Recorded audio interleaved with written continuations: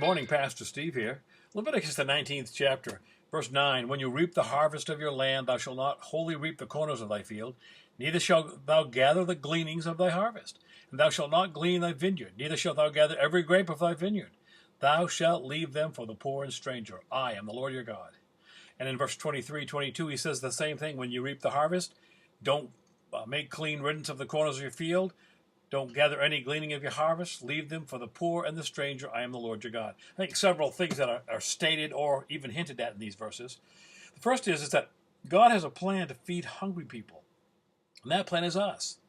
Somebody asked Pastor Bob Beeman why God allowed people to go hungry. And his answer was something like, he doesn't. He delegated the job to you. Now, Pastor Bob, you've got to know, is qualified to answer this because he feeds hundreds of folk every week.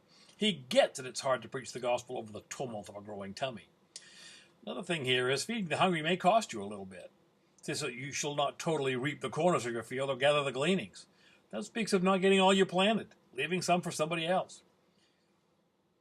Thirdly, it's not wrong to get people to pick up their own food.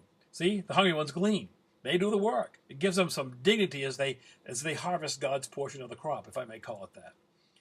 Finally, these hungry folk are not looked down on. No one in this situation, if you read the whole Bible, says, well, why don't you get a job? They have a job. The kindness of people who have extends to the ones who do not have.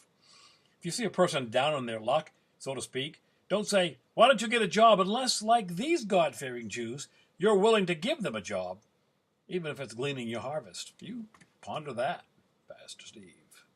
And tonight at 6:30 p.m. for Talk the Talk radio show. If you can't listen live, you can go to the Talk the Talk Facebook page for past shows, or visit the Talk the Talk website and subscribe on iTunes or RSS feed.